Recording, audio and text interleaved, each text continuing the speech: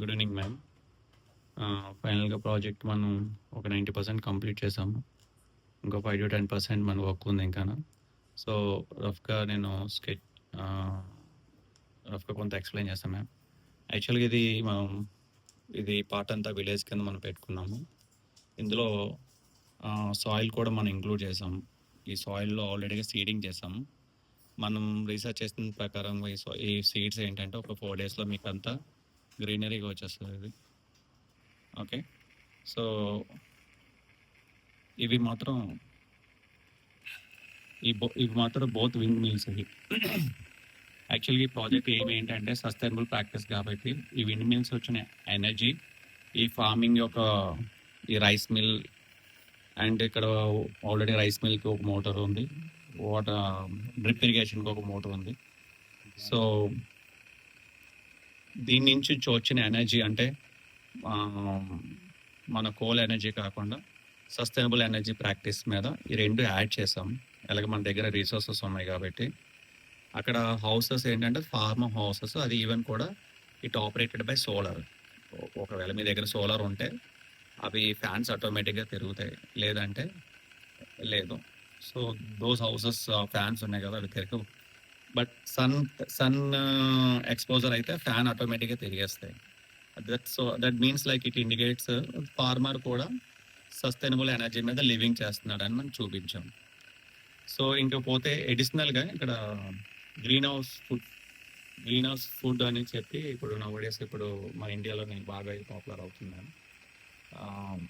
Paddy fields కాకుండా దీంట్లో ఏంటంటే యూజువల్గా వాళ్ళు ఎలాగా అగ్రికల్చర్ చేస్తారంటే ఇందులో వెజిటేబుల్స్ కానీ leaf vegetables the type of agriculture కోసం ఈ గ్రీన్ హౌస్ ఫార్మింగ్ అనేది స్టార్ట్ చేశారు ఇండియాలోనే, చాలా సిటీస్లో ఇంప్లిమెంట్ చేస్తారు.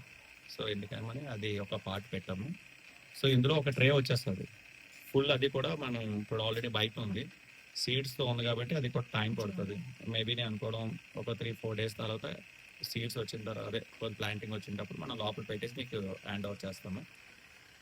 సో ఇవి మ్యామ్ ఇది ఈజీయే, మీరు ఇలా తిరుగుతున్నాయని ఏమనుకోవద్దు. కంట్రోలింగ్ మాత్రం చాలా ఈజీగా ఇచ్చాం. చూడండి కంట్రోలింగ్, ఈ కంట్రోలింగ్ వచ్చేటప్పటికి మనం జస్ట్ ఇలా, ఇది లెవర్ ఉంది కదా, ఇలా లిఫ్ట్ చేస్తే ఆగిపోతుంది, లెవర్ ఇలా క్లోజ్ చేస్తే తిరుగుతుంది. సేమ్ ఇది కూడా అంతే.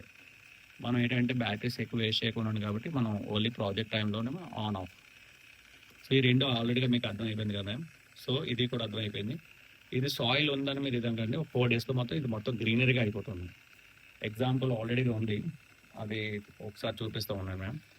మీన్ వైల్ ఏంటంటే ఇక్కడ డ్రిప్ ఇరిగేషన్లో మనం ఫస్ట్ ఏంటంటే seeding, ploughing and seeding.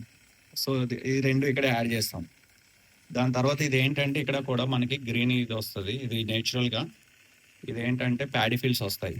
Maybe height నేను అనుకోవడం 60 to 80 centimeters, not centimetres, like 6 to 8 centimeters హైట్లోనే మనకి ప్యాడీ ఫీల్డ్స్ వస్తాయి. అండ్ తర్వాత ఇది హార్వెస్టింగ్ టైంలోనే ఇలాగ వస్తుంది మ్యామ్.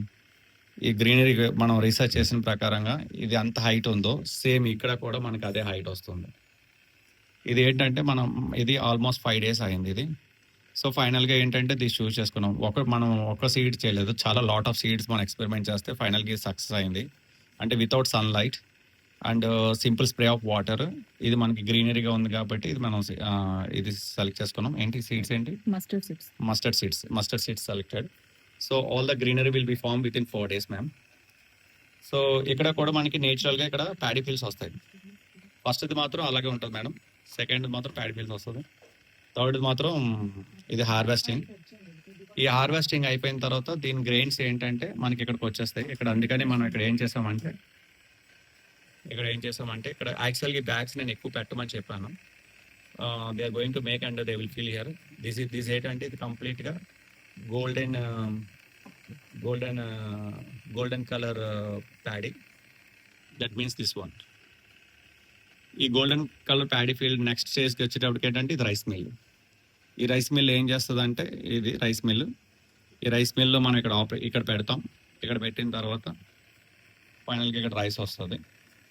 సో ఇక్కడ వరకు ఇది కంప్లీట్గా ఏంటంటే మ్యామ్ ఒక పార్ట్ ఇది. So this is completely one part. ఇది పార్ట్ 2 మ్యామ్. పార్ట్ 2 కంప్లీట్గా ఇది ఒక మోడల్ ఇది.